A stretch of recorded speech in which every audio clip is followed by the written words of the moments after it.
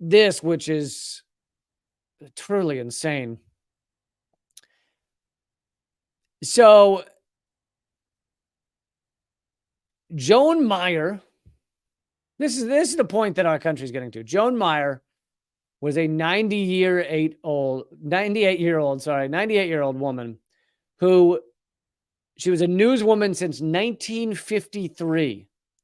She was a co-owner of the local paper in her hometown in central Kansas.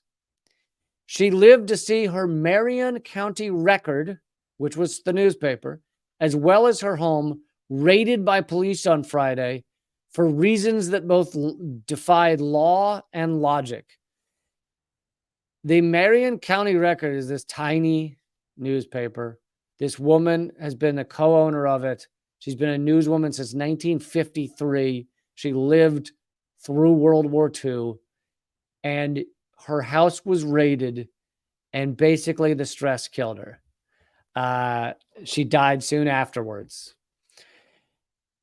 It is not hyperbole. The article continues. The article is at popularresistance.org. It is not hyperbole to say that this attack on not hyperbole to say that this attack on the people's right to know appears to have killed her.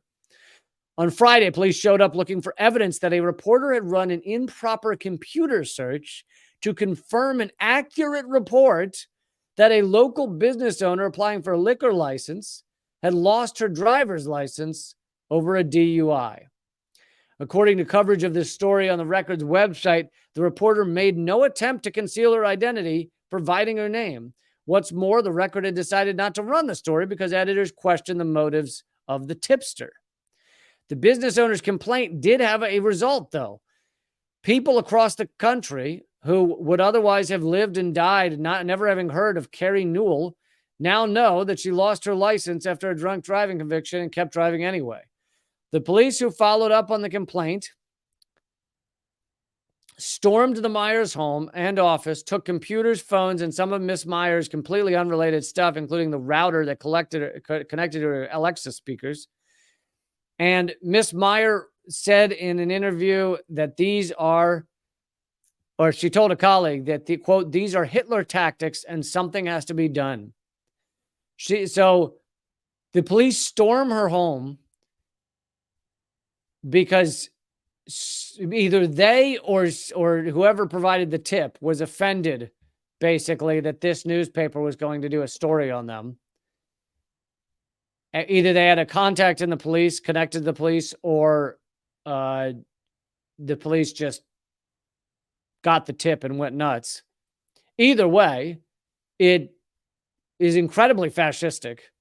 These police raided this home, and they so terrorized this 90-year-old newspaper woman that she then died days later. This writer says, I've written over and over about why we should never trivialize the Holocaust by behaving as though Nazi is just another word for someone with whom you disagree. But it also offends the memory of the millions of victims to fascism to fail to name the real and growing threats to our democracy. And this attack on a newspaper in Marion, Kansas, population 1,922, was a classic of the genre, meaning the genre of fascism. As was the war on the McCurtain Gazette in McCurtain County, Oklahoma, after it dared to take on the wrongdoing of the local sheriff's department. One headline, quote, county officials discuss killing, burying Gazette reporters. Officials also lamented that lynchings are no longer A-OK. So basically, there's more than one example of this, of police in these small counties behaving in just truly fascistic manner, often attacking these newspapers. And newspapers, the local newspapers are collapsing. They're down by 25% just since early 2000s.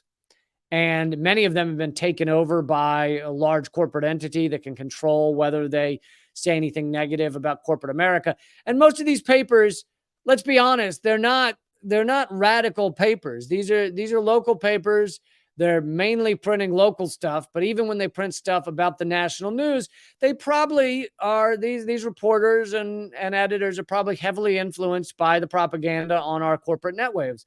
Netwaves, that's one way to put it, networks. So, this is not like, oh, radical communist rag gets attacked by cops. These are probably either right-wing Republican outlets in these small towns, or maybe they're neoliberal light. Maybe they voted for Hillary. I very much doubt any of these tiny papers are like leftist, like really, calling. None of them are calling Joe Biden a war criminal. Okay, which is just a fact. None of them are doing that. So, but despite the fact that they are not really pushing the boundaries, they're still attacked in this way. Some of them, and it goes to show so many things about where our media is, about what our police have become, just full fascism forces. And unfortunately, it killed this woman who was 98 years old. And I know that it's easy to go, 98, she's going to die sometime, but still, not okay. How much of a threat was she really?